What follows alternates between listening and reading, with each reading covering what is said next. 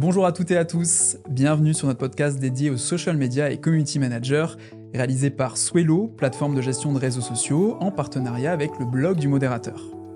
Dans cet épisode, on va parler de ce qui se passe vraiment dans notre cerveau quand on scrolle, quand on poste, quand on cherche de l'engagement, et ce que ça implique concrètement pour les communicantes et les communicants. Je suis Jonathan, CEO et cofondateur de Swello, et aujourd'hui j'ai le plaisir de recevoir Thibaut Dumas, docteur en neurosciences et auteur. Bonjour Thibaut. Bonjour Jonathan. Alors pour commencer, est-ce que tu peux te présenter et nous parler de ton parcours, s'il te plaît? Très bien. Je m'appelle Thibaut Dumas, je suis docteur en neurosciences cognitives et ça fait à peu près 10 ans que je m'intéresse à la relation entre le cerveau et les nouvelles technologies et principalement l'impact des réseaux sociaux, de l'hyperconnexion dans nos modes de vie, dans notre façon de travailler. Et j'interviens essentiellement en entreprise pour pouvoir les aider à avoir des usages numériques plus équilibrés. Et comment t'en es arrivé là? Pourquoi les réseaux sociaux et la neuroscience? Mm. Pourquoi ce sujet-là? Alors, à l'origine, moi je m'intéressais essentiellement au mécanisme des émotions dans le cerveau. Et j'avais beaucoup travaillé sur le stress également dans le cadre d'une start-up que j'avais montée à l'époque. Et en tant que dirigeant, j'ai fait aussi l'expérience de cette hyperconnexion, de l'arrivée de Slack notamment, de la saturation de nos canaux. J'ai vu l'effet sur mes salariés. Et donc du coup, j'ai commencé à creuser ce que disaient les neurosciences, la psychologie, la sociologie sur le sujet. Et je me suis rendu compte qu'il y avait énormément de résultats qui commençaient à nous indiquer, déjà à l'époque, qu'il y avait des effets délétères. Et donc, j'ai voulu creuser, essayer de voir ce qu'on pouvait trouver comme solution. Mais merci beaucoup déjà pour ces premières réponses. Alors on va parler de pas mal de choses aujourd'hui, d'hyperconnexion, de ce que aussi les neurosciences nous disent vraiment sur des réseaux sociaux. Une première question par rapport aux réseaux sociaux, puisque c'est ce qui nous intéresse. Quand on scrolle sur notre téléphone, sur les réseaux sociaux, sur Insta, sur TikTok, qu'est-ce qui se passe concrètement dans notre cerveau? Hmm. Alors, c'est une question qui est assez difficile C'est sûr. parce que il faudrait pour cela mettre des personnes dans des machines d'IRM fonctionnelles, par exemple, ou autre imagerie cérébrale, en même temps qu'ils sont en train de scroller sur les réseaux sociaux. Pour comprendre, ouais. À ma connaissance, ça n'est pas arrivé pour l'instant. Je pense qu'il y a certaines limitations méthodologiques qui font que ça ne se fait pas. Donc, on peut avoir des hypothèses pour savoir exactement ce qui se passe dans le cerveau. En revanche, on sait qu'il y a certains mécanismes qui vont être à l'œuvre dans le design de ces applications et qui vont capter notre attention, avoir un impact sur la façon avec laquelle on va les utiliser, certaines manifestations comportementales, on va y revenir, et aussi un impact sur la santé mentale. Donc ça, par contre, on le mesure effectivement depuis plusieurs années maintenant. Du coup, la question d'après, c'est par rapport aux addictions. Est-ce qu'on peut dire est-ce que ça existe une vraie addiction aux réseaux sociaux? Alors, l'addiction, c'est un terme qui nécessite d'être pris avec beaucoup de pincettes, Ouais. puisque c'est une maladie, c'est un sujet clinique, donc ça nécessite un diagnostic par des professionnels de santé. Donc on ne peut pas parler comme ça, disant il y a des addictions et on est tous addicts à notre téléphone, comme on pourrait le dire. Ça serait pas juste de le dire. Et ça n'aurait pas beaucoup de sens. En revanche, ce qu'on observe, c'est que pour certaines personnes, leur usage des réseaux sociaux, des applis, des jeux, quel que soit le type de consommation qu'ils ont, peut être excessive, problématique, arriver à un point tel que ça leur génère une souffrance et une perte de contrôle qui peut être considérée dans un cadre clinique par un médecin, mais au niveau individuel, comme une addiction. Donc ça peut exister. Néanmoins, on ne peut pas parler à l'échelle globale. Voilà. Donc l'addiction aux réseaux sociaux ou aux jeux ou à tout un tas de sources de plaisir qu'on peut avoir en fait dans la vie, ça existe au niveau individuel, ça doit être diagnostiqué par un professionnel de santé. Ensuite, en ce qui concerne la population générale, ce qu'on va observer, c'est des manifestations comportementales, surtout de ce qui se rapproche d'un comportement qui peut être proche de l'addiction. Là, on parle d'usage problématique dans ce cas-là. Et tu parlais il y a un instant des plateformes, des réseaux, hein, sur notamment, est-ce que quand on scrolle sur Insta ou TikTok, qu'est-ce qui se passe à ces moments-là? Heu, Est-ce que d'après ton expérience, d'après tes connaissances, tu penses que les plateformes, elles utilisent des mécanismes pour, nous pousser à rester sur justement, les plateformes? Bien sûr. Est-ce que tu peux nous en dire un petit peu plus? Je pense que ça, maintenant, c'est très, très clair et c'est évident parce que c'est, d'une part, leur business model. Ouais. Donc, personne ne paye un abonnement à Instagram ou TikTok. On le paye via l'attention qu'on offre gratuitement à ces plateformes. Donc, le temps, on va regarder les contenus. Leur objectif, c'est vendre des espaces publicitaires pour des marques. OK. Ça, à la rigueur, ça existe depuis très longtemps à la télé, dans les journaux, etc. Mais la petite différence, la nouveauté, le côté innovant, c'est d'une part ces mécanismes de captation d'attention qui vont être développés de façon très sophistiquée, très élaborée par des ingénieurs, des designers, des développeurs qui sont des génies en la matière, je pense, en ce qui concerne la plupart de ces plateformes. Et on va avoir tout un tas de mécanismes qui vont être utilisés, d'une part pour nous faire perdre la notion du temps, comme le scroll infini par exemple, pour nous mettre dans des situations de récompense, mais aléatoires, comme on peut retrouver dans les jeux, par exemple dans les casinos. Donc ça, on ne sait jamais si on va avoir une appréciation sociale ou pas des contenus que l'on poste. Donc c'est toujours cette petite loterie, cette petite tombola qui va stimuler une forme de retour et de conditionnement en fait qui va s'opérer dans l'usage. On va avoir plein de petites manifestations comme ça, comportementales. Et ça, évidemment, c'est fait à dessein pour maximiser le temps qu'on passe sur ces outils. Et la notion importante, c'est que on ne peut être concentré que sur une seule chose à la fois. Donc, toutes ces plateformes sont en compétition pour essayer de capter notre attention. Donc, dès qu'il y en a une qui trouve une nouvelle technique, les autres la copient très vite. Qu'est-ce que tu penses, du coup, quand tu parlais, ça m'a fait penser à quelque chose.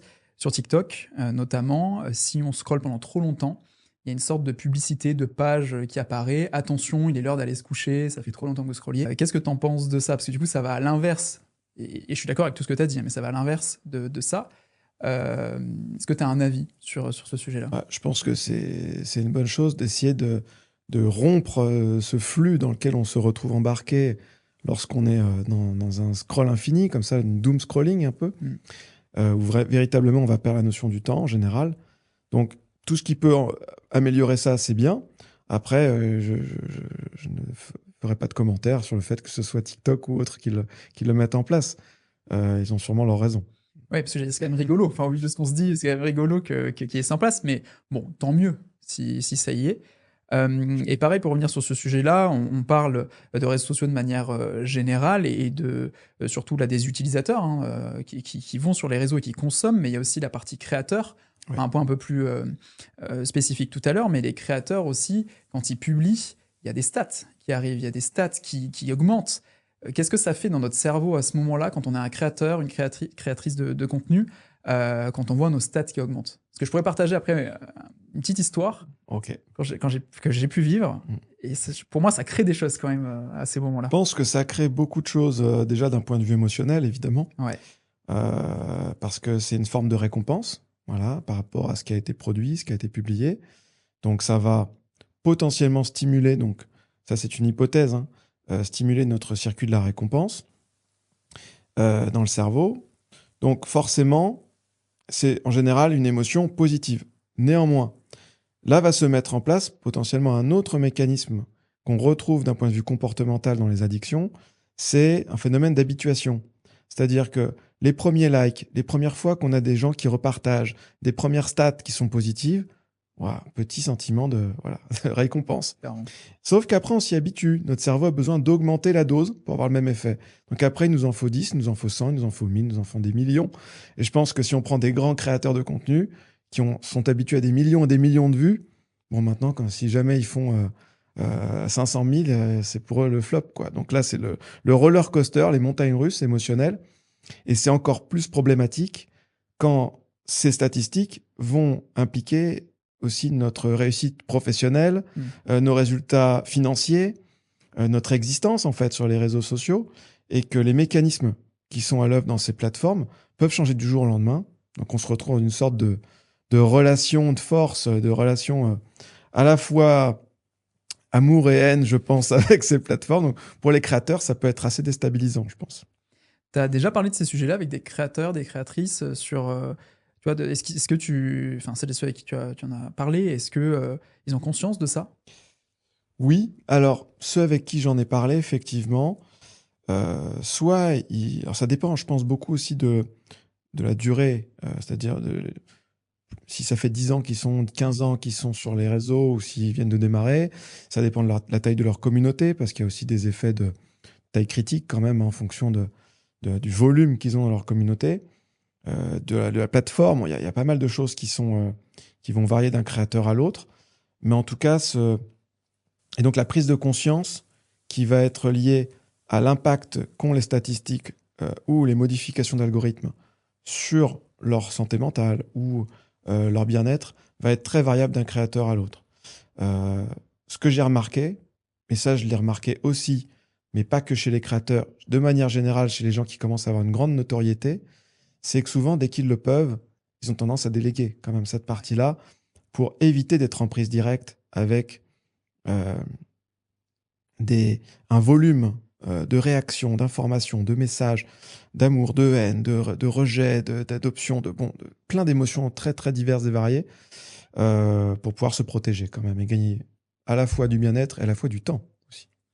Puis on le disait il y a quelques jours aussi, le sujet de la santé mentale, c'est un sujet, dont on entend, de plus en plus, parler et tant mieux. Mm. Donc ça, c'est aussi une très bonne chose. Mm. Juste pour la petite histoire, pour, reboucler sur ce sujet-là, il y a quelques années, quand TikTok est arrivé, en France, on a voulu tester chez Swello, TikTok, hein, et donc on a publié des vidéos et notre première vidéo a fait Mm. 3 millions de vues. Ce qui est énorme. Moi, ce que j'ai remarqué, c'est que au début, c'était 100 vues, 1000 vues, puis après, ça faisait 2000, 3000, 10 000, 20 000, et à chaque fois que je rafraîchissais, ça ne faisait que monter. Et moi qui n'ai plus mes notifications depuis 2017 sur mon téléphone, de moi-même, j'allais voir et je rafraîchissais pour voir si les stats augmentaient. Et il se passe un truc, hein, quand même, il se passe un truc par rapport à ça, alors qu'on est conscient de ça. Enfin, je veux dire, on sait que ça existe, mais c'est vrai que j'avais envie d'y aller sans cesse pour voir. Donc voilà, ça rejoint un peu ce que tu disais. Mm. Il y a un vrai mécanisme par rapport à ça.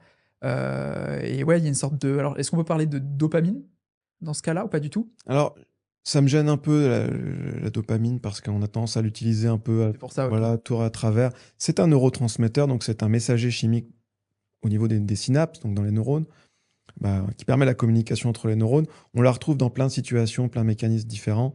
C'est pas forcément spécifique que ce soit du circuit de la récompense ou des notifications générales ou des réseaux sociaux. Donc, j'ai pas envie qu'on tombe dans l'idée de se dire, OK, on est déjà sur la même chose. On n'est pas sur la même chose entre un rapport aux réseaux sociaux et une addiction de type pharmacologique qu'on peut avoir avec l'alcool, la nicotine, l'héroïne, etc. Donc, c'est des mécanismes, a priori, qui ont des points communs et en même temps des différences. Et puis, ça serait aussi facile de dire, bah oui, mais en fait, si je peux pas m'empêcher de scroller, c'est à cause de ma dopamine, etc. Machin. Bon. C'est aussi des choix, des décisions qui sont faites par des personnes qui développent ces outils, par des personnes qui produisent du contenu sur ces plateformes, et puis par des utilisateurs qui vont les utiliser. Donc, il y a une responsabilité qui est partagée par plein d'acteurs différents. Donc, il faut pas l'oublier. Voilà. C'est hyper intéressant dans ce que tu dis depuis tout à l'heure, parce qu'on a parlé du mot addiction, on a Mm. parlé là du mot dopamine.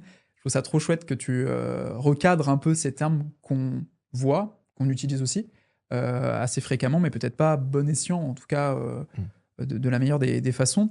Alors là, on l'a vu, hein, il se passe des choses quand on scrolle, quand on est sur nos réseaux sociaux.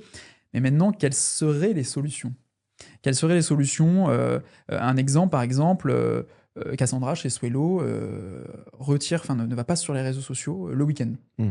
Donc voilà, quelles seraient les solutions en tant qu'utilisateur? Et après, on pourra aussi parler le côté créateur. Mais est-ce que tu as des pistes à nous donner? Ouais, oui. Alors, déjà, la bonne nouvelle, c'est que ce qu'on note dans les études, c'est que les effets négatifs qui peuvent être générés par le fait d'avoir un usage excessif des réseaux sociaux, donc qui peuvent apparaître sous forme d'augmentation du sentiment de solitude, augmentation de l'anxiété, baisse de l'estime de soi, etc. Eh bien, ces effets peuvent diminuer, voire disparaître au bout de plusieurs semaines de entre guillemets, recalibrage de notre usage. Donc déjà, ça, c'est une bonne nouvelle. Donc ça veut dire que lorsqu'on met en place des solutions, qu'on change un peu ses habitudes, eh bien, au bout d'un moment, on va commencer à avoir des effets positifs et retrouver un bien-être, etc. Donc ça, c'est la bonne chose. Donc quelles sont ces solutions ?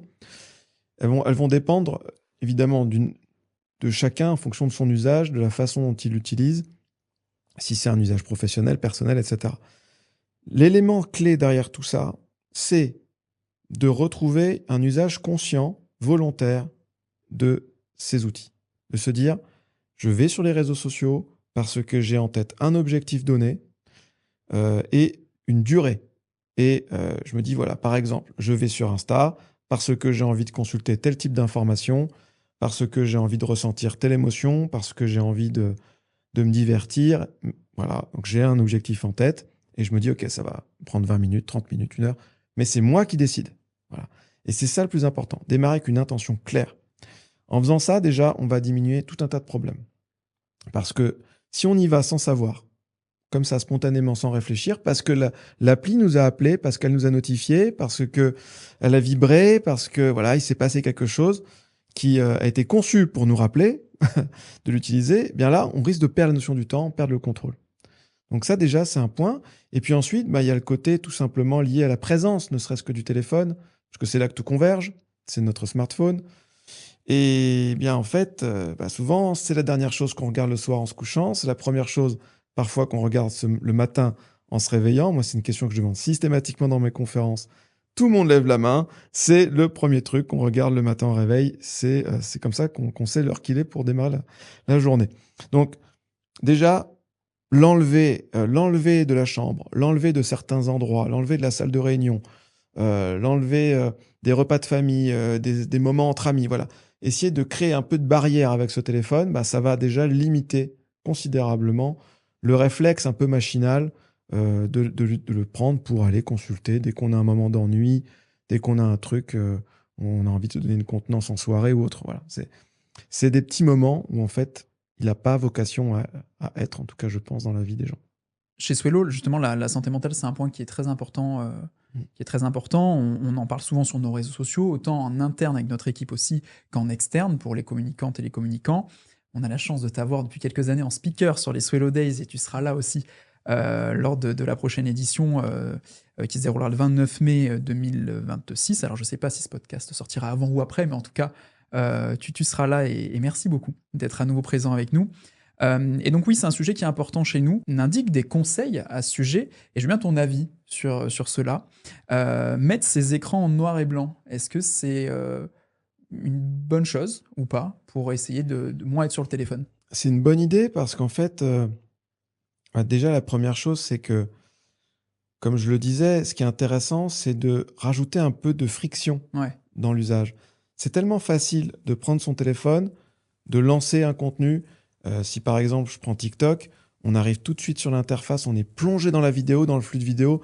Il n'y a même plus de choix possible, quoi. On est emporté directement par le flux parce qu'on a diminué le nombre de décisions à prendre par l'utilisateur. Donc, c'est très intelligent sur cet angle-là. Mais ce qu'on peut faire, nous, c'est au contraire rajouter un peu de complication. On va rajouter le fait de devoir passer différents onglets, de devoir passer différentes pages, de mettre son icône plus loin. Et donc, mettre en nuance de gris, ça diminue un petit peu le plaisir, l'attractivité, la petite pastille rouge des notifs qui est bien visible, qui attrape bien le regard. Du coup, elle passe en gris aussi, donc on a moins tendance à y aller. Donc voilà, toutes ces petites choses qui vont rajouter un peu de difficulté, un peu de... Voilà, ça reste très léger, les difficultés, mais ça va permettre d'y réfléchir un petit peu plus, de dire, attends, mais en fait, est-ce que j'ai vraiment envie d'aller sur cette app? Mais pourquoi, en fait? Pourquoi je veux faire ça? Voilà, de reprendre un peu de conscience de l'usage. Donc c'est une bonne piste. Ouais. T'en parlais un petit peu, retirer potentiellement les notifications. Moi, je les ai plus depuis 2017 et je me sens vraiment mieux. Parce que dans les faits, on peut être dérangé tout le temps, H24. Oui. Donc je pense que c'est une bonne chose à faire. Retirer les notifs, donc les notifications push, mais également retirer les pastilles. Les pastilles rouges, je pense que ça... Enfin, je ne sais pas ce que tu en penses, mais je pense que c'est une bonne chose. Ouais. Alors, il y a 2 choses à dire là-dessus. Le premier, c'est qu'effectivement, chaque notification, chaque interruption, en fait, dans notre travail, va nous coûter en moyenne 20 minutes de temps perdu. Ça, c'est des résultats qui nous ont été donnés par Gloria Mark, qui est une chercheuse aux États-Unis, qui avait mesuré qu'en fait, quand on est interrompu par quelque chose, Pour se remettre. voilà, le temps pour revenir Ok. à la tâche d'origine, c'est pas juste, tiens, j'ai regardé mon message, je reviens, il s'est écoulé 10 secondes. Pas du tout. En fait, ça prend une vingtaine de minutes parce que, en fait, on va papillonner sur tout un tas d'autres choses. On va regarder nos emails, nos messages, un autre réseau, une autre plateforme, tac, tac, tac, notre agenda, hop, avant de revenir à ce qu'on était en train de faire au départ. Et donc, ça veut dire que si on est interrompu, et les statistiques disent qu'on est interrompu en moyenne toutes les 4 minutes au travail, c'est compliqué d'être vraiment concentré sur ce qu'on fait. Donc, très bien d'enlever les notifications. En revanche, il faut que si on fait ça, il ne faut pas que ça crée une nouvelle source de stress, d'angoisse, de se dire mais est-ce qu'on m'a écrit, est-ce qu'on m'a répondu, etc. Et que du coup, on aille encore plus qu'avant. Donc, il faut l'encadrer, il faut le préparer. Il ne faut pas le faire comme ça en se disant bon allez, j'enlève mes notifs et advienne que pourra. Il faut se dire ok, alors peut-être qu'il faut que j'organise dans ma journée des moments où je sais pour me détendre et me rassurer que je vais consulter mes emails ou mes messages à telle heure, etc. Comme ça, je sais que quoi qu'il arrive, j'ai ces moments dans mon agenda où je vais pouvoir consulter mes messages et comme ça, c'est pas une source d'angoisse, d'anxiété. Ça, j'ai déjà pu l'observer parce que du coup, donc, comme je le disais, j'ai pas mes notifs depuis très longtemps. Mm. Et des fois, suivant les cas, quand j'attends un mail un peu important, Mm. je me dis, mais là, en fait, j'y vais plus que si j'avais la notif pour me dire le mail est arrivé. Bon, après, j'essaie d'en prendre conscience, mais je trouve que, enfin, je le vis, Ouais. donc je suis entièrement d'accord avec toi. Un autre élément qu'on propose sur nos réseaux pour prendre encore plus soin de sa santé mentale, tu en as un petit peu parlé, c'est dédier des moments à certaines tâches. Nous, on appelle ça du batching de contenu, enfin batching de tâches, pour vraiment rester focus, rester sur une même tâche en même temps. Qu'est-ce que tu en penses? Quel est notre temps d'attention sur ce genre de choses? Je ne sais pas si tu as l'info. Alors, il y a des études effectivement qui peuvent montrer une sorte de temps d'attention, c'est ce qu'on appelle le span attentionnel. C'est la durée moyenne sur laquelle on va être sur une tâche avant spontanément de passer à une Ça. autre tâche. Ça, aujourd'hui, on est aux alentours de 45 secondes Ok. de temps de span attentionnel, c'est-à-dire qu'en moyenne, quelqu'un à son bureau, on peut estimer que toutes les 45 secondes, il va changer de tâche. Bon, c'est une moyenne, c'est variable sur plein d'éléments, c'est compliqué de vraiment pouvoir généraliser cette mesure-là, mais en tout cas, on voit que ce qui est intéressant, c'est qu'on voit que cette durée, suivant certaines études, elle a diminué au fur et à mesure des années passées. Donc, c'est-à-dire qu'on passe de moins en moins de temps attentif, spontanément, en moyenne, sur une tâche donnée avant de passer à une autre. Comme si on se lassait un peu plus vite, ou alors on avait euh, l'envie de passer plus rapidement à une autre tâche. Donc, l'idée de faire des activités en monotâche, c'est intéressant, mais surtout sur un autre angle, qui est que l'un des pires problèmes, à mon avis, dans le travail aujourd'hui, et dans la vie même perso, c'est le multitâche. Pour moi, c'est vraiment une des pires choses qui nous arrivent. C'est un fléau, mais vraiment terrible pour moi. Parce qu'en fait, on ne peut être attentif que sur une seule chose à la fois. Ça, c'est vraiment important de l'avoir en tête. Donc, dès qu'on veut faire du multitâche, automatiquement, on ne va pas vraiment avoir une attention de qualité sur plusieurs choses à la fois.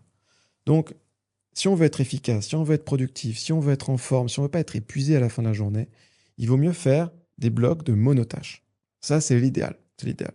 Et on pourrait revenir et parler en long et en large du monotage tellement c'est vraiment important. Donc, faire des voilà, voir sa consultation d'email ou sa consultation de réseaux sociaux comme une tâche à part entière. En fait, c'est une activité. C'est pas un truc qui se saupoudre dans la journée, qui peut arriver en réunion, en discussion, au restaurant. Non, en fait, c'est une activité à part entière. Je consulte mes messages, je réponds à mes messages, je consulte mes réseaux sociaux, je réponds, voilà. J'interagis, je commente. Ça, c'est une activité, en fait. C'est pas un truc qui doit se faire en parallèle. Et ça, c'est ça qui est important. C'est hyper intéressant. Enfin, après, j'adore ce sujet de santé mentale. J'ai une question qui me vient, qui est pas du tout une question qui était prévue, mais c'est un sujet aussi qui est important pour nous en lien avec la santé mentale. On a de la chance d'avoir des investisseurs qui nous ont dit assez tôt, faites-vous accompagner. Faites-vous accompagner par une coach, donc tous les trimestres avec mon associé, et on le propose aussi à l'équipe. On est accompagné voilà, par une coach, par notre coach, et aussi faites-vous accompagner par un ou une psychologue. Et donc avec mon associé, on va avoir un ou une psychologue tous les mois. Et c'est vrai que moi, c'est un sujet qui est hyper important, que enfin voilà, j'essaie d'en parler tout le temps pour que ce soit normal, normalisé, parce que quand on était au collège, quand on était au lycée, c'était mal vu malheureusement, alors que en vrai, c'est trop bien.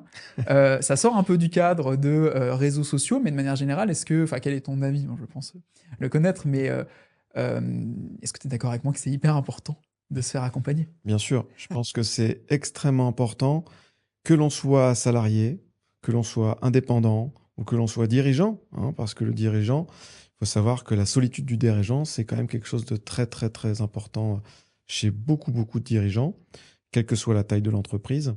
Donc, je pense que se faire accompagner, que ce soit par des coachs qui sont formés, expérimentés, vraiment validés sur ces types de sujets, ou par des psychologues, et les deux, pourquoi pas, hein, c'est encore mieux. Donc, je pense que c'est vraiment une très bonne approche. Et si je poussais le raisonnement encore plus loin, on fait des check-up de santé réguliers, prise de sang, dentaire, etc. Pourquoi on ne ferait pas un check-up chez un psy tous les ans ou tous les 2 ans? Voilà. Moi, je pense que ça pourrait être une bonne approche aussi. On n'est pas obligé d'avoir d'ailleurs un véritable problème grave pour pouvoir aller consulter. On peut aussi consulter juste en prévention aussi.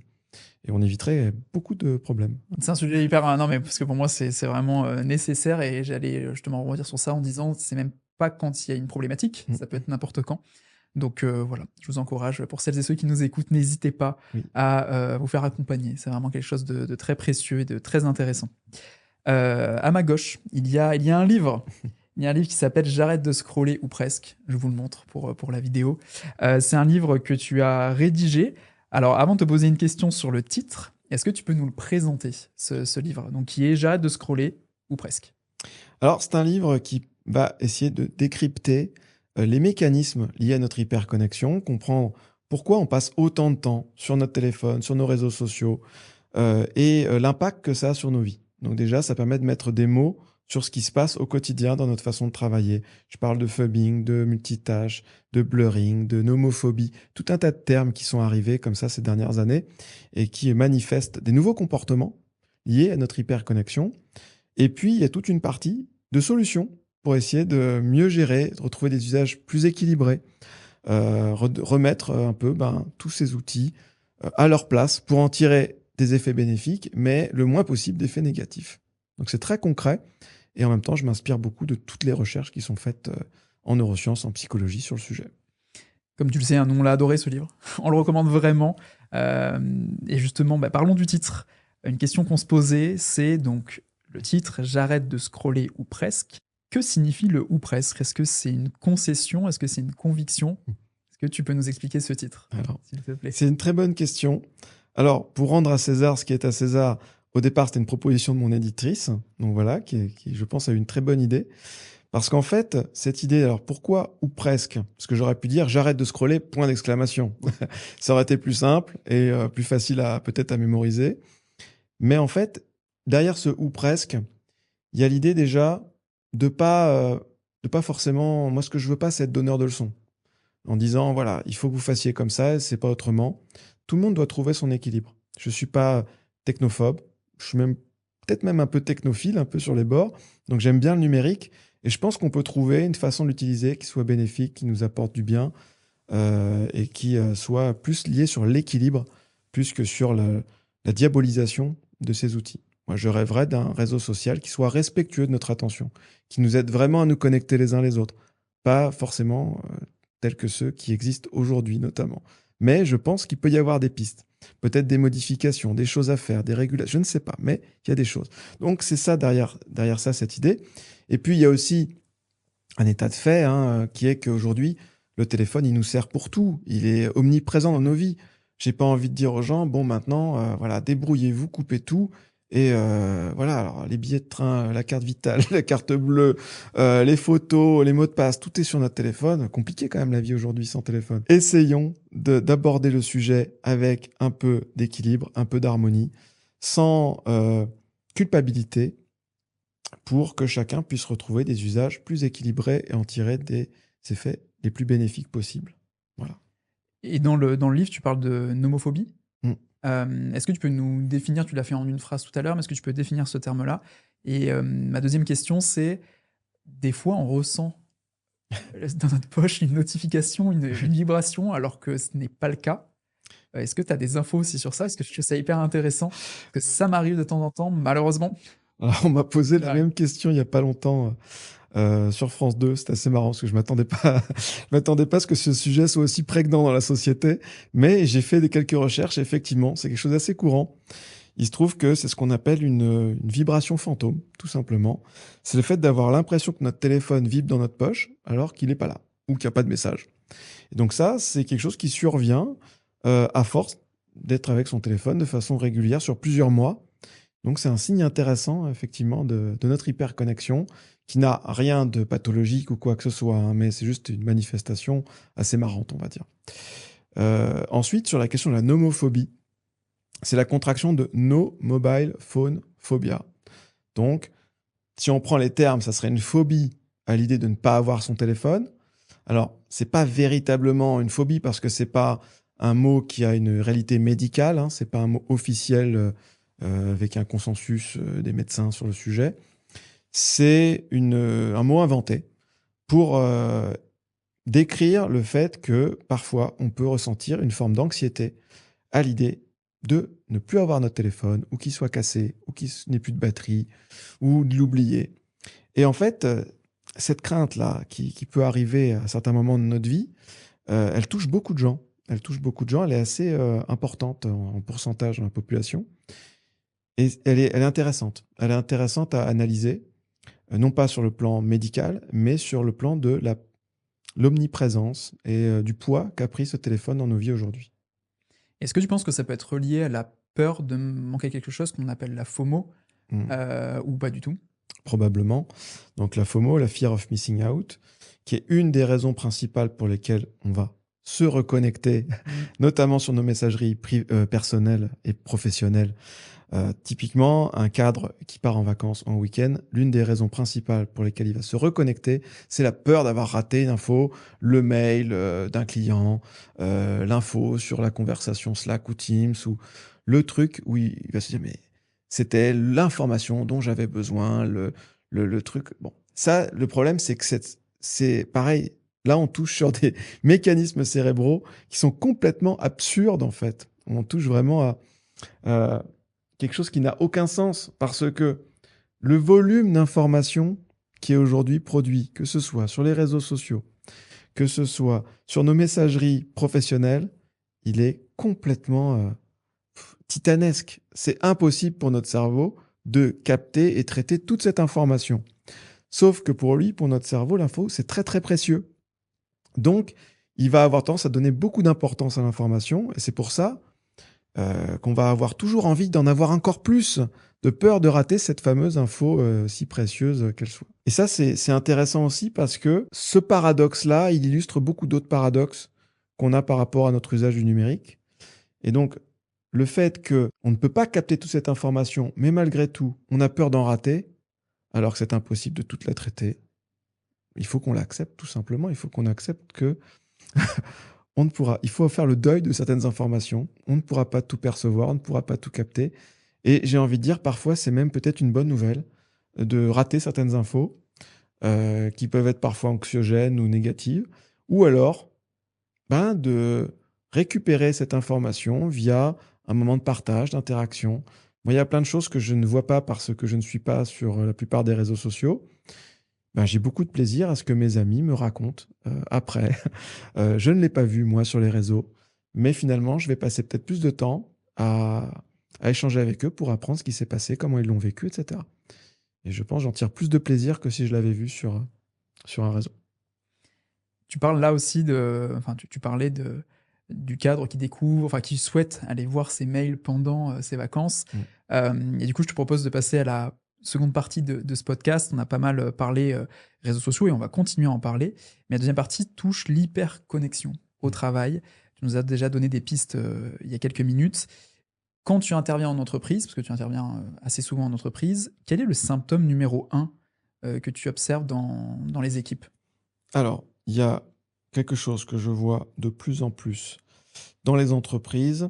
Alors, effectivement, ça fait maintenant voilà, presque 10 ans que mon quotidien est d'aller dans les entreprises, voir les salariés, tout type d'entreprises confondues, ça va des PME, des startups, jusqu'aux grands groupes, du luxe, du transport, de l'énergie, euh, tout un tas de métiers différents. Et il y a quelque chose qui me frappe, parce que je vois que ça s'accentue d'année en année, qui se résume en une phrase, qui est que les employés et les dirigeants me disent, on a trop.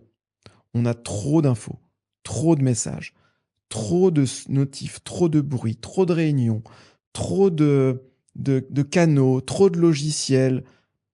Ils ont vraiment le sentiment d'être submergés, d'avoir trop de choses à traiter, trop d'infos sur lesquelles ils doivent répondre, réagir, ou alors qu'ils doivent produire, trop d'outils. Voilà, c'est quelque chose qui revient régulièrement, régulièrement, régulièrement. Donc il y a vraiment une surcharge informationnelle que je note et qui est aussi corroborée par beaucoup d'enquêtes, des baromètres qui ont été publiés ces dernières années. On voit vraiment que c'est quelque chose qui s'aggrave régulièrement. Du coup, donc recevoir des notifs en permanence, être sollicité en permanence. Oui, c'est un ensemble de choses. C'est le volume d'informations qui a augmenté, donc ça c'est l'infobésité. C'est le nombre de notifications qui a augmenté. C'est le multitâche qui a augmenté parce que on a l'impression de manquer de temps, donc on essaye d'optimiser, donc on fait plusieurs choses à la fois, voilà, etc. Mais en fait, on les fait moins bien, donc du coup, ça rajoute pas le problème, etc. C'est le nombre de canaux, parce que comme on avait les emails qui étaient saturés, on a rajouté les messageries instantanées, puis ça suffisait pas. Maintenant, on en a plusieurs dans une entreprise. On a le Teams, le Slack, le WhatsApp perso, pour essayer d'encore plus rejoindre les gens. Et puis à ça se rajoute le fait que non seulement on t'envoie des choses, mais on attend de toi que tu répondes, donc il faut que tu réagisses, donc il faut que tu sois dans l'instantanéité, il y a une pression à la réactivité, voilà, et ça n'en finit pas en fait, ça n'en finit pas. Donc c'est ça en fait, moi que je constate, et qui m'est témoigné régulièrement. Et c'est quoi l'impact sur notre cerveau de tout ça? Parce que, rien que d'écouter, je me dis, waouh, on est submergé. Tu vois, je pense que j'ai pas besoin de m'étendre beaucoup sur le sujet parce que rien qu'en le disant, on le ressent, tu vois. Ouais. Je pense que on le vit tous d'une façon ou d'une autre, cette surcharge informationnelle. Le problème, il y en a plusieurs. Le premier, c'est que notre cerveau, il n'est pas fait pour devoir traiter autant d'informations. Déjà, il passe une grosse partie de son temps et de son énergie à filtrer l'information pour nous donner que ce qu'il y a de plus pertinent.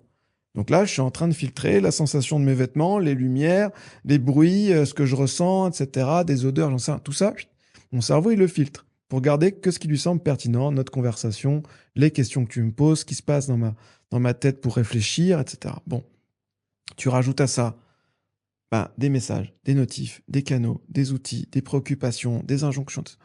Forcément, ça fait encore plus de choses à filtrer, plus de choses à traiter. Notre cerveau, il a des ressources limitées, tout simplement. Donc au bout d'un moment, ça veut dire qu'on va surcharger sa consommation d'énergie, en fait.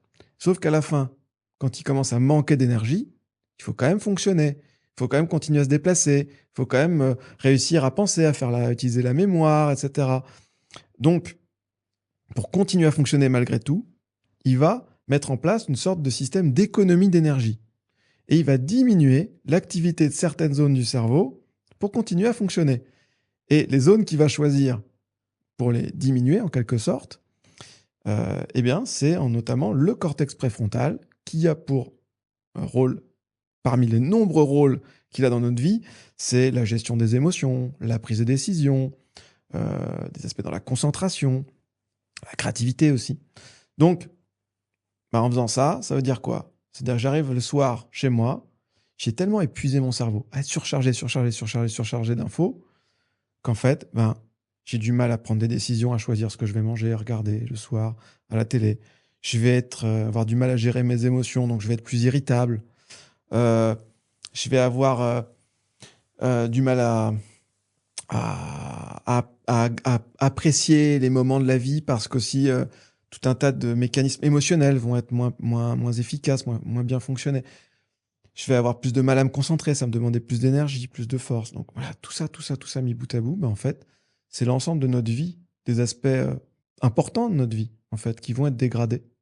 Tout ça parce qu'on a surchargé notre système attentionnel et d'informations qui ne sont bien souvent ni catégorisées, ni hiérarchisées, envoyées comme ça souvent pour libérer la mémoire vive des personnes, pour vite se débarrasser de ça sur le Slack, sur le Teams, sur le WhatsApp. Et au final, on se contamine tous en faisant ça, et c'est dommage. Du coup, j'avais noté cette question, tu y as déjà répondu tout à l'heure, mais je me dis que c'est bien de le rappeler. Mais du coup, est-ce qu'on peut vraiment être multitâche? Ou est-ce que c'est un mythe? On l'a dit tout à l'heure, j'ai déjà la réponse. J'ai porté une petite nuance, je vais en Vas-y, profiter. vas-y. Le multitâche, donc il y a l'idée de faire 2 choses à la fois. Oui. OK. Qui vient d'un raisonnement très logique, mathématique. J'ai l'impression de manquer de temps parce que j'ai passé mon temps à faire plein d'autres choses. OK, des réunions peut-être. Je dois produire autant qu'avant. J'ai l'impression que je n'y arrive pas. Donc, pour être encore plus productif, solution magique, je fais 2 choses à la fois. Je regarde mes mails en réunion. Je regarde mes réseaux sociaux dans le métro. Super. Est-ce que ça marche? La réponse est non. Dans ce cas-là, ça ne marche pas parce que notre attention, elle ne peut être de qualité que lorsqu'on est concentré sur une seule chose à la fois. Si je suis concentré à la fois sur mes mails et en même temps sur la conversation que j'entends à côté, notre cerveau, il va en fait faire la balance tout le temps, le switch entre les deux tout le temps. Donc, il va forcément rater de l'information. C'est obligatoire. Il ne pourra pas tout capter.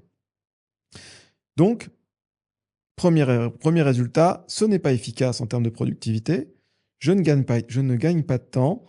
C'est plus fatigant pour mon cerveau. Ça peut être source d'erreur. Voilà quoi. Donc c'est pas du tout rentable quoi à ce niveau-là. Ça c'est la première chose. La deuxième chose, c'est qu'il y a quand même heureusement des choses que je peux faire en parallèle. Mais il faut que ce soit des mécanismes dans le cerveau, des réseaux de neurones dans le cerveau qui soient vraiment séparés, indépendants. Comme par exemple, je peux marcher dans la rue et regarder mon chemin. Voilà, je marche, je regarde, c'est 2 réseaux différents, il n'y a pas de problème. Je peux chanter sous la douche, c'est 2 réseaux différents. Je dis pas que c'est une bonne nouvelle, mais je peux le faire. C'est des choses, voilà, très clairement. Mais quand il s'agit d'attention, on ne peut être attentif que sur une seule chose à la fois. Voilà. Très clair. Voilà. Là, au moins, c'est dit. Ce que tu nous as dit, c'est que, si je résume, hein, c'est que en journée, dans notre travail, on est vraiment hyper connecté, on est sollicité sans cesse.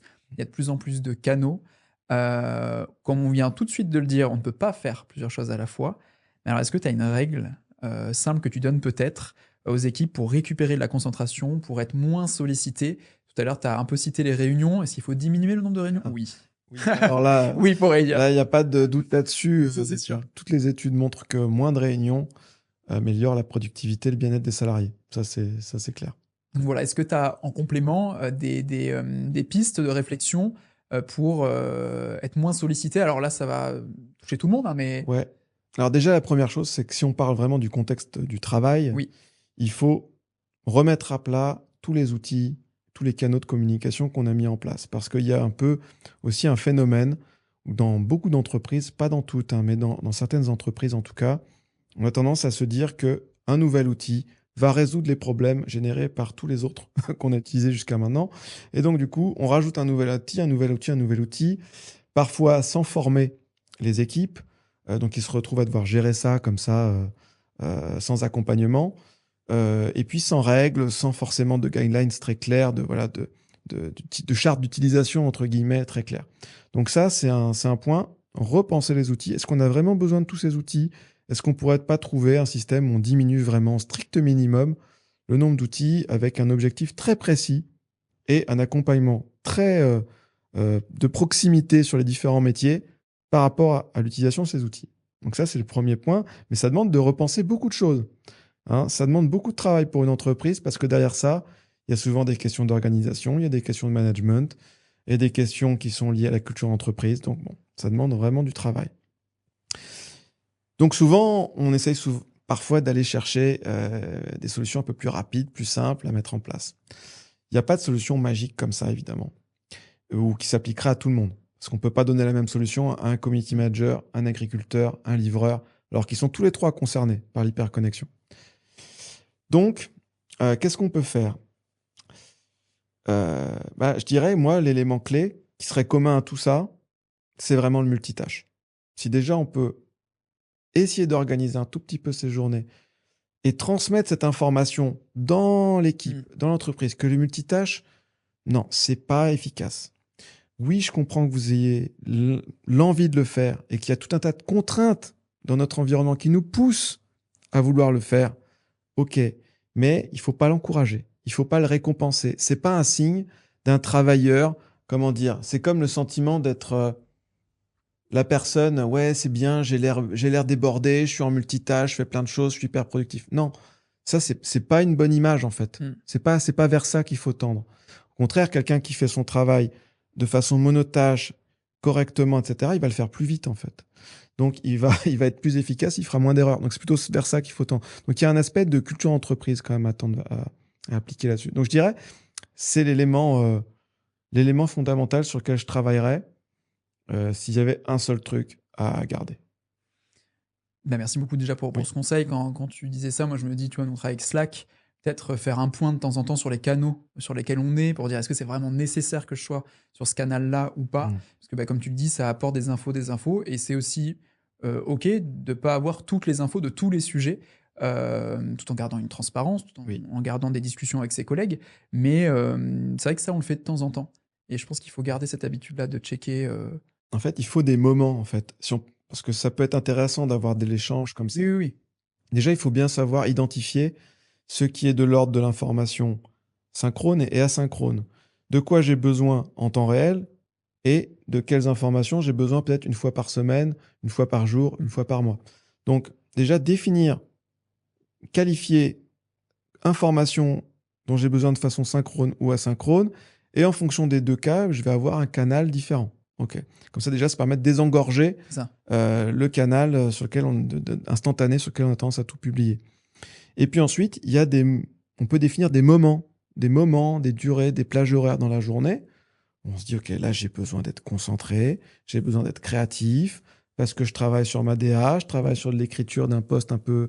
Là, c'est un peu tendu, il y a de la communication un peu voilà, complexe, ou une propale, il faut que je fasse gaffe quand même aux chiffres, ou machin, ou je fais mon bilan comptable, je sais pas, des choses où on a besoin quand même d'être attentif et concentré.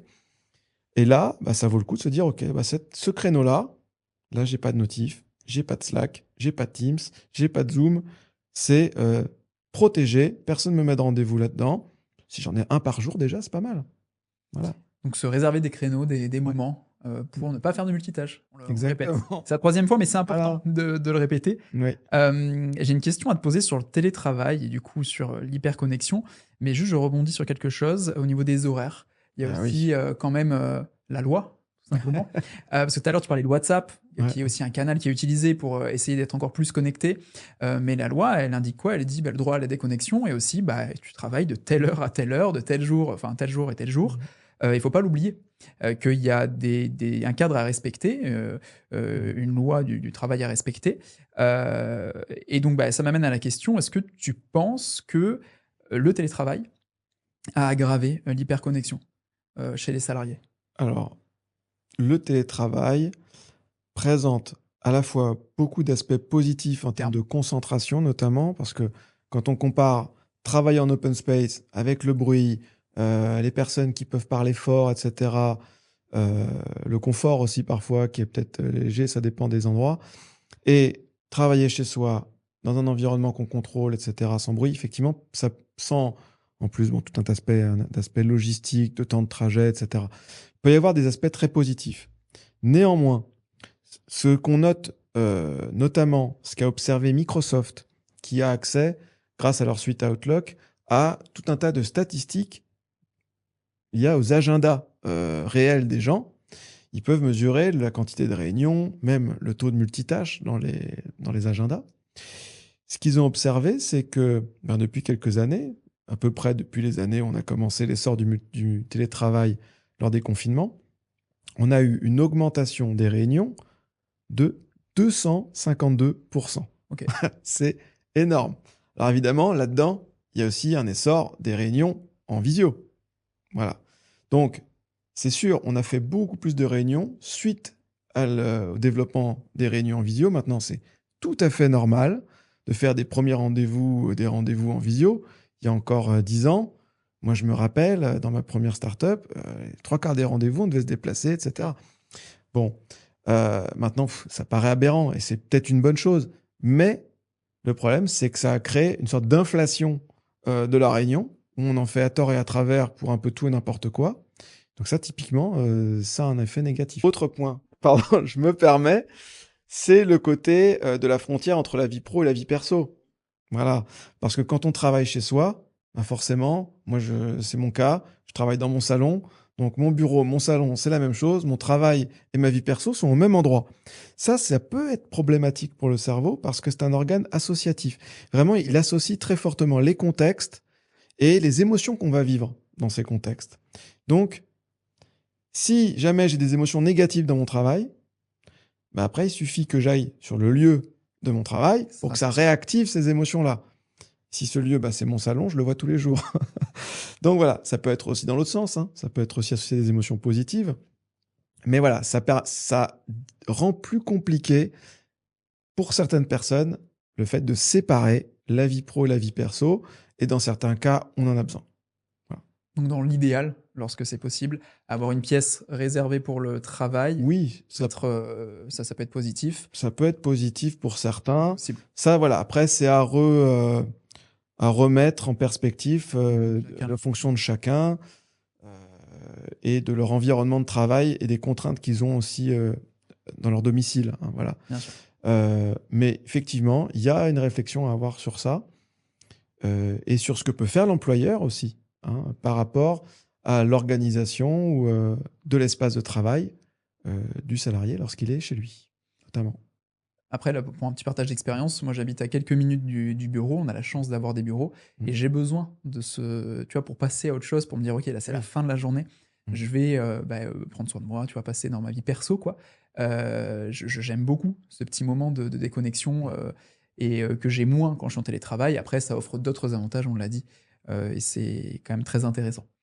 Avant de passer à une petite séquence en lien avec nos 8 tendances social media, je voulais juste te partager un chiffre qui est tiré de la grande étude du community manager qu'on a pu réaliser l'année dernière.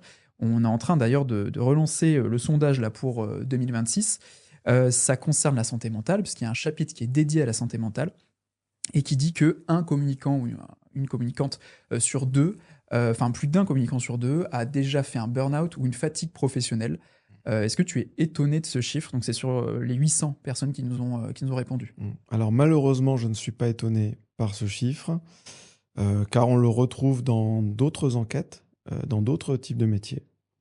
Donc là, ça a été spécifiquement sur les communicants, mais on le retrouvait aussi chez d'autres, d'autres même rôles hiérarchiques, des cadres, différents métiers, etc., dans des baromètres qui sortent régulièrement. C'est du déclaratif, donc effectivement, c'est pas, voilà, c'est, mais ça reste quand même très préoccupant, je trouve. Le burn-out, c'est quelque chose qui ne devrait pas exister dans une carrière, en fait. Et, et moi, ce qui m'inquiète encore plus, c'est que je vois aussi des enquêtes où on voit que cette expérience du burn-out, elle est de plus en plus tôt dans la carrière de quelqu'un. Des fois, ça démarre vraiment dans ses premières expériences professionnelles. Et là, je me dis déjà, ça ne devrait pas exister, ça ne devrait pas être la norme. Et parce qu'après, il y a des conséquences aussi bien sur la personne que sur l'équipe dans laquelle elle se trouve, que sur son entourage. Donc, c'est vraiment, ça peut avoir un impact très, très, très fort qui peut durer très longtemps. Et le deuxième point, c'est que si en plus ça t'arrive au tout début de ta carrière, voilà, c'est quand même un démarrage dans la vie professionnelle, quand même d'une violence assez terrible. Donc, malheureusement, ça ne me surprend pas. J'espère que ça va s'améliorer dans les années à venir parce que les entreprises, je l'espère, les employeurs vont prendre encore plus à bras-le-corps cette question de la santé mentale. Et leur responsabilité en tant qu'employeur est quand même de s'assurer que leurs salariés, lorsqu'ils arrivent à leur entreprise et lorsqu'ils repartent, ils ne sont pas plus abîmés qu'avant. Et ça, c'est quand même un élément fondamental à ne pas oublier. Non, mais c'est hyper important, tu le dis, pour moi, c'est à chacun, chacune d'avoir ça en tête. Et heureusement, le sujet de la santé mentale, comme on le disait tout à l'heure, est un sujet qui revient de plus en plus, heureusement. Et j'espère que là, les résultats de cette année vont montrer une évolution positive par rapport justement à ce chiffre qui est quand même très élevé. Juste, je me disais, quand je t'écoutais, est-ce que tu pourrais nous définir ce que c'est qu'un burn-out concrètement? Un burn-out, c'est un épuisement qui peut être émotionnel, intellectuel, physique, qui prend sa racine, en l'occurrence, dans le travail. Voilà. C'est ça la définition. C'est pas une pathologie au sens strict, comme on peut l'avoir avec la dépression, le trouble anxieux, etc., qui vont être catégorisés et diagnostiqués par des professionnels de santé, des médecins en l'occurrence. Mais donc c'est ça qui a aussi compliqué beaucoup d'enquêtes, beaucoup d'études, beaucoup de mesures autour du burn-out, puisque c'est pas quelque chose qui était forcément euh, en routine de diagnostic dans les statistiques officielles des médecins. On voyait plutôt des augmentations ou des variations de la prévalence des dépressions ou autres. Euh, mais voilà, la différence, c'est vraiment cette notion d'épuisement. Ok. Et ça rejoint un peu ce que je disais sur cette sensation de trop d'informations, trop de choses à traiter, trop de charges de travail, trop de canaux, trop. Parce que ça va contribuer à l'épuisement. Et est-ce qu'on peut, comment dire, est-ce qu'il y a de la prévention? Est-ce qu'on peut s'en rendre compte que là, ça commence à être un peu Alors, too much? on peut s'en rendre compte, c'est plus facile de l'extérieur Ok. que lorsqu'on est concerné nous-mêmes. C'est un peu ça aussi le problème. C'est que souvent, alors déjà, la première chose, c'est que c'est pas lié à une sorte de soi-disant faiblesse ou fragilité, hein. Ça, il faut le rappeler. C'est pas parce qu'on a eu un burn-out qu'on est quelqu'un de moins compétent, de plus fragile, etc. Parce que des fois, je l'entends encore, hein, ça. Oui, cette personne-là, oui, elle a eu un burn-out, mais elle était, elle était un peu fragile, hein, quand même. Non, c'est pas comme ça que ça marche. C'est pas comme ça que ça marche. Alors peut-être qu'à un instant donné dans sa vie, peut-être qu'elle était en situation de vulnérabilité, ça c'est possible, mais c'est pas, on peut pas tirer cette conclusion-là. Ça peut arriver à tout le monde, un burn-out en fait.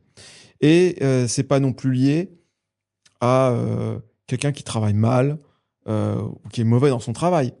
Parfois même, au contraire, on a même tendance à voir que plus les gens sont impliqués dans leur travail, plus ils sont compétents, plus ils sont engagés, et finalement, bah, plus ils vont être représentés dans les populations atteintes de burn-out. Donc finalement, c'est plutôt ce cas-là qui arrive en général. Le deuxième point, bah, c'est que souvent, c'est des salariés qui prennent beaucoup sur eux et qui vont trouver des stratégies d'adaptation pour compenser tout un tas de trucs qui leur arrivent. Et ils vont faire monter un petit peu la charge sur eux. Et puis, ben, c'est au bout d'un moment où ça va être trop. Et en quelque sorte, l'élastique, on a tiré. Et là, l'élastique large, en quelque sorte. Et c'est le moment où vraiment la personne se rend compte que là, elle est en burn-out. Donc, c'est assez difficile. Ça, c'est aussi un point important. Il ne faut pas culpabiliser si on a eu un burn-out et qu'on s'en est rendu compte très tard. Hmm. Et pareil, hein, et que dans l'équipe, on ne l'ait pas vu. Ça peut être vraiment, ça peut passer sous les radars très facilement. En revanche, il y a quand même des petits signaux. Alors, c'est plus facile a posteriori, hein, c'est sûr, de les identifier. Mais quand on voit des modifications du comportement, la personne qui devient plus irritable, euh, des crises de larmes, elle a du mal à se concentrer, elle commence à oublier des choses, elle a l'air un peu plus fatiguée. Euh, bon, bah ça, il se trouve que, en fait, ça peut être interprété de plein de façons différentes. Ça peut être soit on se dit, bah, cette personne, elle est plus engagée, elle est plus motivée dans ma boîte, donc peut-être que bon, je vais peut-être m'en séparer. Ou alors, en fait, elle a besoin d'aide. Elle est en situation de burn-out, et en fait, elle a besoin qu'on l'aide et qu'on aménage son travail et d'être accompagnée. Donc, vous voyez, voilà. Donc, c'est intéressant de voir. Moi, je pense qu'il faut aussi en parler avec les médecins du travail quand on a accès à eux, à des psys si on peut le faire, si on a des lignes d'écoute ou des cabinets avec lesquels on travaille. Euh, et il ne faut pas hésiter, lorsqu'on est salarié et que on voit ses collègues ou quand on est manager, qu'on observe ces modifications dans son équipe, bah, à enclencher des actions, ne serait-ce que aller s'enquérir auprès de cette personne de sa charge de travail, de son organisation, sans que ce soit pénalisant aussi Bien pour elle. sûr. Voilà, mais ça peut être très complexe dans certaines entreprises. Ça peut être très complexe. Et il y a beaucoup de salariés qui vont avoir de grandes difficultés à en parler parce que c'est quelque chose qui va pas être. Bah, souvent, certains peuvent avoir peur que ça se retourne contre eux, en fait. Voilà. J'ai été dans des entreprises où j'ai eu des gens qui m'ont dit oui, mais si je vais en parler à mon manager ou si j'en parle à mes collègues, en fait, ça va être perçu comme une faiblesse Ouais. et j'ai peur que certains en profitent. Donc là, on est dans des situations où, en fait, il y a un problème de confiance, il y a un problème de solidarité, il y a un problème de collégialité, il y a des craintes comme ça qui se mettent en place. Bon, ça veut dire que là, il y a beaucoup de choses sur lesquelles travailler, hein. Bon, en somme, il faut quand même, prendre soin des gens autour de Il faut nous, prendre soin des gens autour de nous. écouter. Et moi, je pense que c'est très important aussi dans un monde où on a tendance à beaucoup voir les choses sous forme de métriques, de KPI. Et moi y compris, hein, j'ai été dirigeant, je dirige aussi une association maintenant qui s'appelle Attention Hyperconnexion. Je travaille avec beaucoup d'entrepreneurs. Donc c'est important d'avoir des mesures et de pouvoir objectiver des performances. Très bien. Dans certains cas, c'est pas du tout intéressant, mais des fois, dans certains cas, ça peut être intéressant. Mais ce qui est encore plus important, que ce soit pour une équipe, pour un entrepreneur, pour un dirigeant, c'est que les personnes fonctionnent bien et qu'elles soient bien dans leur peau. Parce que c'est ça la base pour après avoir des performances durables. Donc la priorité, à mon avis, pour un dirigeant, ça doit être la santé mentale et physique de ses employés, de son équipe. S'il veut durer sur le long terme, s'il veut avoir une équipe qui soit résiliente face à tous les obstacles qui peuvent se présenter sur sa route, et il y en a pas mal de plus en plus, ben, il faut une équipe justement sur laquelle il a investi dans la santé mentale. Pour moi, c'est vraiment très très important il faut avoir cette logique-là en tête. C'est pas un coût, c'est un investissement. Je suis tellement d'accord avec toi. Enfin, Voilà. enfin, je vais pas tout répéter, hein, mais comme tu le sais, comme je le disais, on est très, très investi sur la santé mentale et je suis totalement raccord avec toi. Juste un petit mot sur, l'association peut-être? Avec Tu plaisir. peux nous en parler? Donc, l'association s'appelle Attention Hyperconnexion. C'est une association qui est en fait un collectif d'experts pluridisciplinaires sur tous les sujets liés à l'hyperconnexion. Donc, moi, les neurosciences, mais il y a aussi la communication, le droit, l'impact environnemental. Il y a plein d'impacts en fait de cette hyperconnexion qui sont pas que sur notre cerveau, mais aussi bah, sur nos choix politiques, sur notre accès à l'information, l'essor des fake news. Maintenant, l'intelligence artificielle qui arrive, on n'en a pas parlé, mais c'est encore une autre couche de cette hyperconnexion qu'il va falloir gérer là très rapidement, même s'il y a plein d'aspects intéressants par ailleurs. Et donc, notre objectif, c'est d'essayer de sensibiliser au risque de l'hyperconnexion. Et on va bientôt lancer un média, Ouais. qui va permettre de décrypter les mécanismes à l'œuvre dans tous ces réseaux sociaux, ces plateformes, ces jeux, et apporter des solutions, des alternatives, aussi bien numériques que offline, pour essayer de mieux vivre le numérique, mieux vivre le digital, retrouver un équilibre, et de façon optimiste, positive, voire humoristique. Voilà, on verra. Mais s'octroyer des moments de déconnectés ou mieux connectés pour tout un chacun, et en particulier aussi pour les parents qui se retrouvent un peu désemparés souvent par rapport à la gestion du numérique à la maison. Et souvent, eh bien, leur hyperconnexion, ils la ramènent aussi du monde professionnel. Donc voilà, on essaie de leur donner des solutions et des conseils pour mieux vivre le numérique. Et donc, un média, qui est soutenu aussi par des, scientifiques. Il y aura des chiffres, concrets. Bien sûr, alors un des éléments clés, c'est effectivement qu'on est constitué de scientifiques, d'experts renommés, qui sont des chercheurs et qui vont permettre d'apporter un regard très clair, très rigoureux sur ces sujets sur lesquels on peut avoir quand même des informations parfois assez contradictoires, voire fausses, hein, tout simplement. Donc c'est un des éléments très importants de notre projet. Ouais. Bon, bah, on a hâte de voir en tout cas, est-ce qu'on peut parler du nom? Est-ce que c'est encore nommé? Pas encore? Ça s'appelle Pouce. Pouce comme le pouce. Et en même temps, pouce comme bah, c'est le temps de faire une pause aussi. Bon, bah, j'ai vraiment hâte de voir, ce que ça va donner. Il nous reste deux petits moments à passer avant de conclure, sur ce podcast. Ce que je te propose maintenant, c'est que chaque année, on, définit chez Swello des tendances, 8 tendances social media. Ça fait la 4e année, je crois, cette fois-ci. Et je te propose d'en piocher une et de nous donner ton avis sur celle-ci. Alors voici le petit bol des tendances. Je vais un petit peu m'avancer pour te le passer.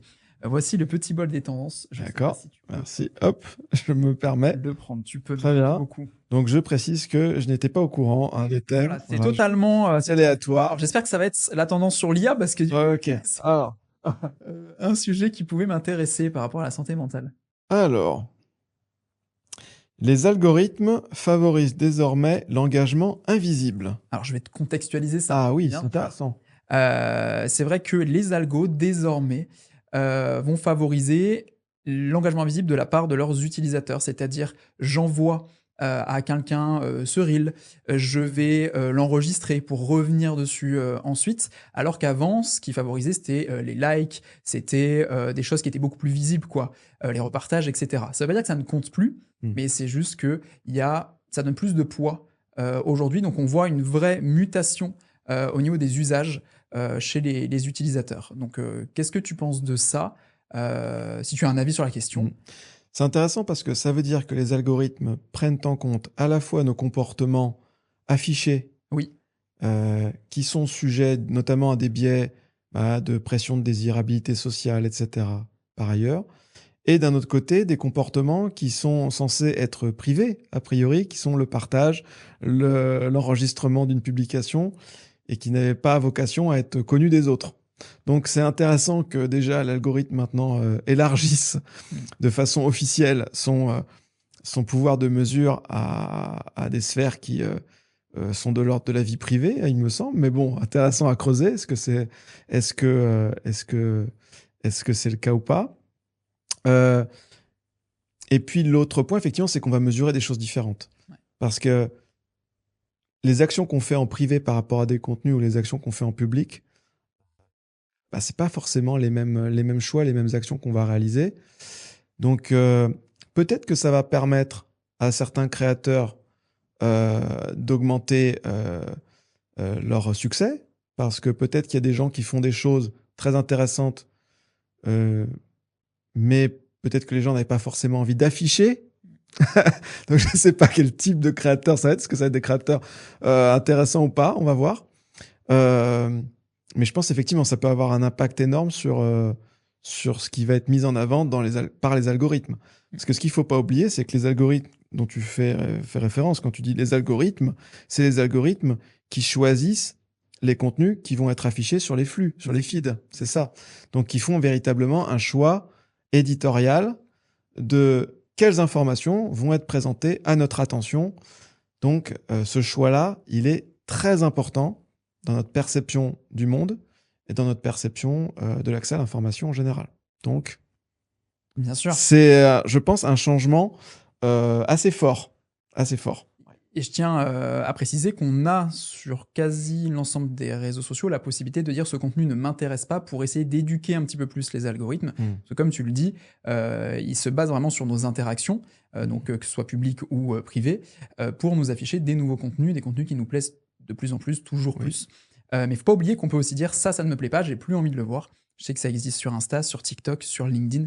Et je pense qu'il faut l'utiliser. C'est quand même important. Absolument, il faut mentionner quand il y a des contenus qui nous semblent choquants ou problématiques ou tout simplement qui nous semblent de mauvaise qualité ou inintéressants. Et ça permettra d'éduquer l'algorithme, effectivement. Ça, c'est une bonne idée. Ouais. Il faut le dresser un petit peu, cet algorithme.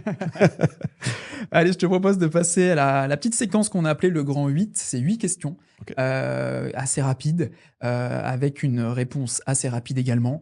Est-ce que tu es prêt? Ok, je suis prêt.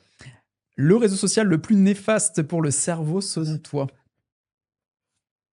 Je dirais TikTok, peut-être. À creuser. À creuser. Smartphone au réveil, pour ou contre? Contre. On a déjà eu la réponse. Méditation ou sport, ce qui répare le mieux un cerveau surinformé?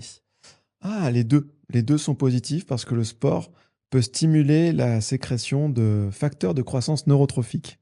Donc ça augmente la production de nouveaux neurones. Donc c'est très positif pour la santé mentale.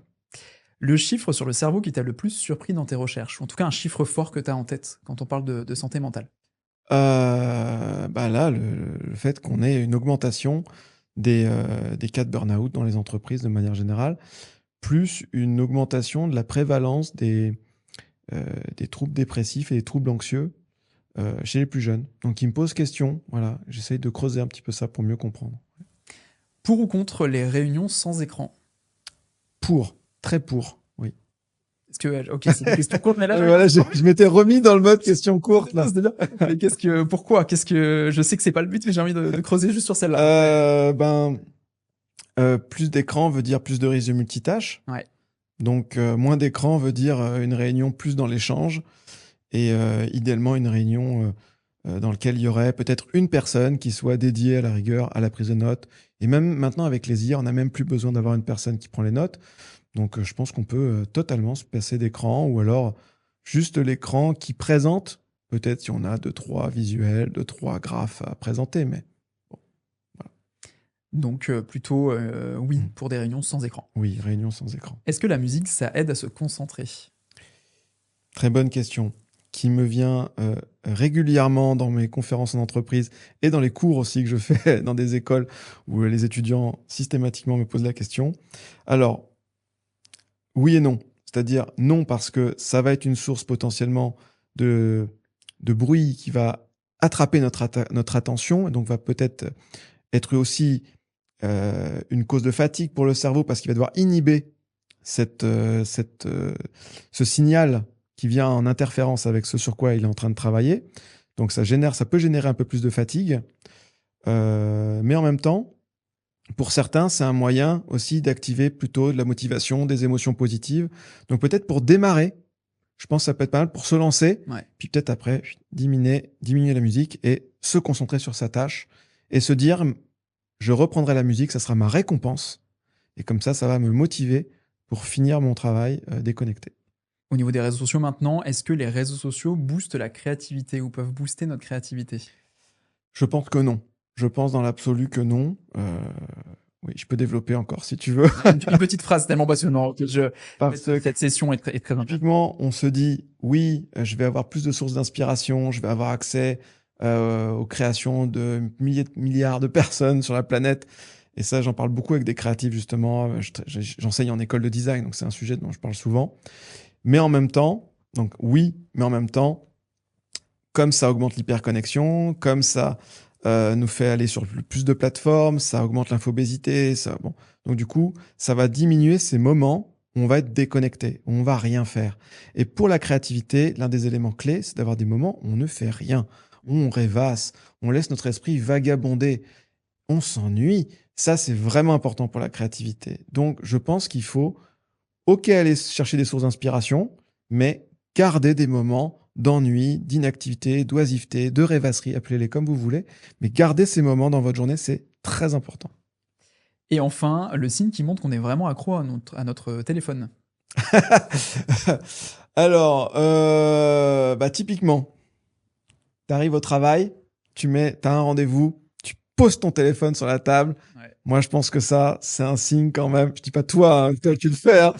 Je peux le faire. Mais je pense que ça, c'est vraiment un signe et un message assez terrible qu'on envoie à la personne avec qui on se trouve, qui est que ce qui va se passer sur ce téléphone, potentiellement, sera plus important que l'échange qu'on va avoir. Et ça, ouais, c'est un signal vraiment fort. Ouais. Juste avant de conclure, je suis obligé, tu en as parlé tout à l'heure et je me vois pas terminer cet épisode sans t'en parler. Ton avis sur l'IA aujourd'hui, alors ça fait plus partie des 8 questions, merci beaucoup, tu as répondu aux 8 questions, mais ton avis sur l'IA, l'impact que l'intelligence artificielle a ou va avoir sur notre santé mentale, est-ce que tu as un avis, est-ce que tu as quelque chose à dire sur ça? Alors, c'est un sujet qui démarre en termes de recherche. Donc aujourd'hui, on manque d'informations, on manque de données.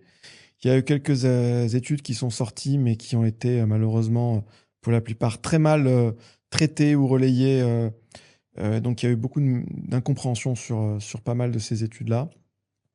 Donc on manque de données. Donc la première étape, ça serait stimuler, financer un peu de recherche là-dessus. Voilà. Parce que pour pouvoir vraiment tirer une conclusion importante, il faut quand même un volume d'informations et de recherche significatif. Ensuite, par contre, ce qu'on observe, c'est des usages. Déjà, on commence à observer des usages, notamment dans le milieu éducatif, chez les jeunes, chez les adultes, etc. Et qui nous invite à penser que va y avoir des questions en termes de santé mentale, d'impact, notamment liées au psychopantisme, c'est-à-dire au fait que les IA vont toujours un peu dans notre sens, elles sont toujours gentilles, elles disent toujours oui, oui, oui, t'as raison, c'est une bonne idée. Voilà. Bon, donc ça pose des sujets. Le fait qu'elles sont de plus en plus anthropomorphiques, donc du coup, ça crée une relation presque comme un humain aujourd'hui, ce qui va susciter une forme d'attachement, Ce que j'allais dire. une forme de transmission de données un peu personnelles, intimes, comme un confident. Donc voilà, ça pose des questions sur ce point-là. Et l'autre point, c'est sur le fait d'avoir recours à l'IA comme premier réflexe, première intention, quand habituellement, on allait utiliser notre créativité, notre réflexion, notre analyse, notre capacité de rédaction, etc. Donc, est-ce qu'on n'est pas en train de créer une sorte de dette cognitive, c'est-à-dire le fait de ne pas pratiquer ces activités-là, ces compétences cognitives-là? Est-ce qu'on risque pas finalement de les amoindrir au bout d'un moment, au bout d'une certaine durée? Donc voilà, ça c'est pas encore prouvé. Donc c'est en cours d'exploration aujourd'hui, mais ça va très très très vite. Ces IA, ces plateformes. Donc malheureusement, je pense que ça va même plus vite que les études qui sont réalisées dessus. Donc c'est très compliqué à suivre. Mais beaucoup de gens s'y attellent. Donc s'ils sont aidés par des financements, je pense qu'on va avoir des choses très intéressantes. Voilà. Pourra potentiellement faire l'objet d'un autre épisode Absolument. dans les prochains mois, prochaines années sur ce sujet. Ouais. Mais je te rejoins, ça va très très vite. On a déjà observé des cas de personnes qui s'étaient attachées à l'IA. Donc bon, il y a beaucoup de choses à creuser. Il faut faire aussi attention. Pour moi, il ne faut pas que ce soit une habitude, un réflexe, mais plus un outil. Pour autant, il ne faut pas en avoir peur, parce que comme tu le dis et comme on dit, ça va très vite et ça peut nous dépasser si on s'y intéresse pas. Donc que ce soit sur la communication, sur la santé mentale, sur tous les autres sujets, faut rester attentif sur tous ces sujets. Oui. Avant de te remercier, as-tu des ressources ou une ressource à nous donner pour aller un petit peu plus loin sur la santé mentale? Te suivre, bien entendu, sur les réseaux. On a également ton livre. Mais est-ce que tu as d'autres ressources peut-être? Oui, sur la santé mentale en particulier, il y a un livre que j'aime beaucoup qui a été écrit par un psychiatre qui s'appelle Hugo Bopp, B-A-U-P, et le livre s'appelle Comment ça va toi? Et j'aime bien ce livre, il est très bien écrit, et je le salue d'ailleurs s'il nous regarde. Et vraiment, je trouve qu'il a fait un très bon travail de vulgarisation et de description des différents troubles. Donc là, on est vraiment sur l'aspect clinique, qui va parler dépression, anxiété, schizophrénie, etc. Quelle est la différence entre un psychologue, un psychiatre, un psychanalyste? Donc je pense que c'est très, très utile. Et le fait que voilà, d'avoir sa vision de psychiatre qui est complémentaire de la mienne, je trouve ça très intéressant. Merci beaucoup. J'avais listé quelques petites ressources également. Il y a notamment un documentaire sur Netflix qui s'appelle Derrière nos écrans de fumée. Ah oui, excellent documentaire aussi. Je vous invite à regarder. Oui. Il y a une série aussi sur Arte qui s'appelle Dopamine, qui date un peu.